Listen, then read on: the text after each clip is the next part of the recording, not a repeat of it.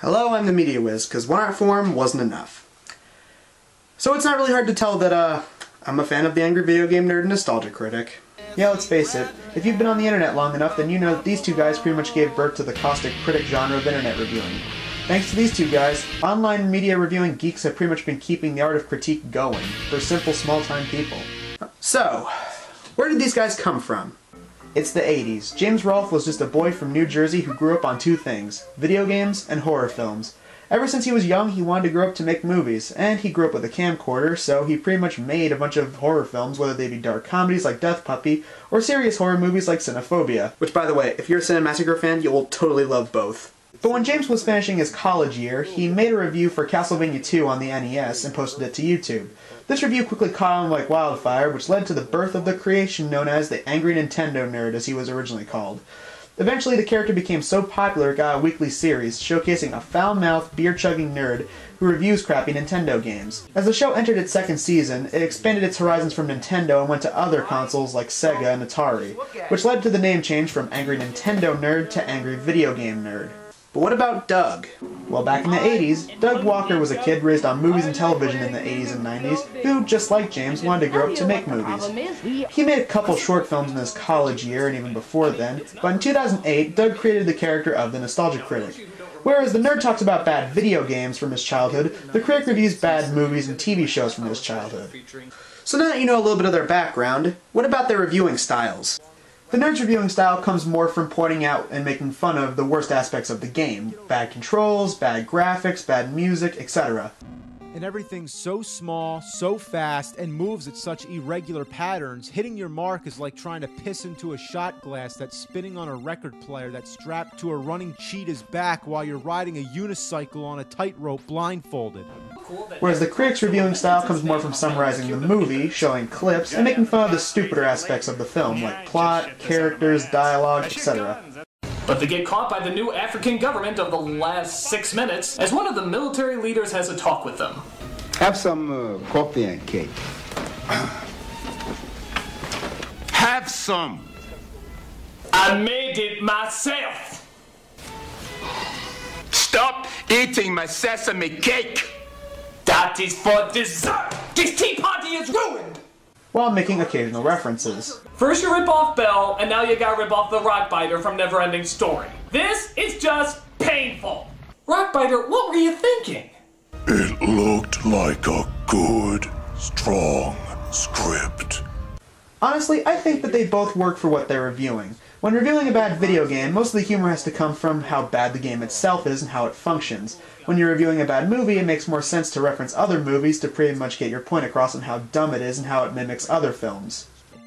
Look at this shit. It's almost as bad as Silver Surfer. There's projectiles everywhere. Well, with all that out of the way, let's flash forward from 2010 to 2012. In 2010, James Rolfe officially put the Angry Video Game Nerd on hold and set out to make... Oh hell yeah.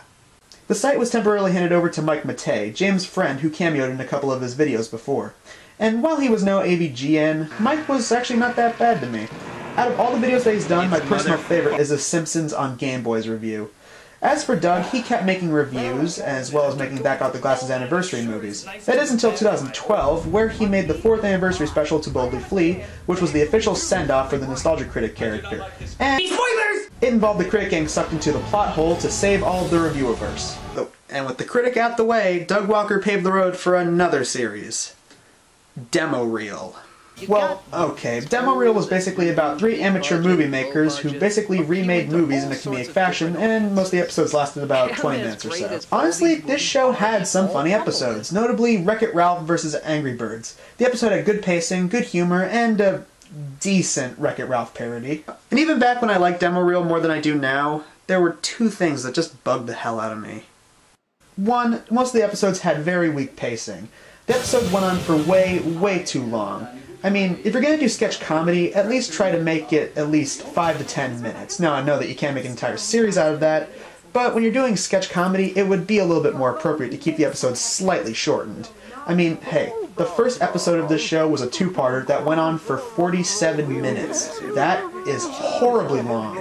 The more Demo Reel went on, the less I stopped really caring about it, and even when I did watch the last few episodes...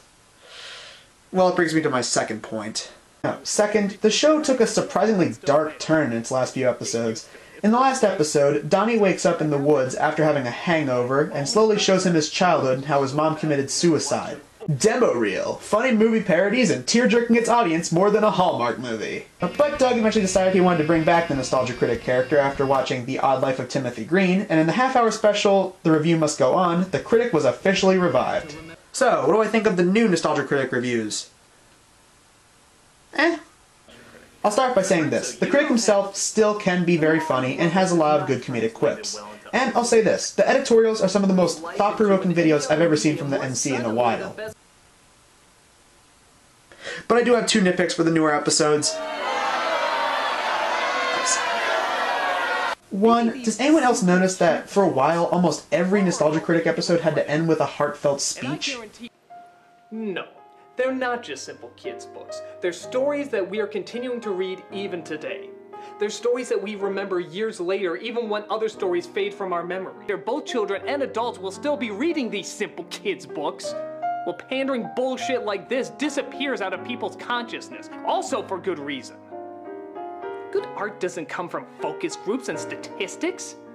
It comes from people who share how they see things in their own unique way.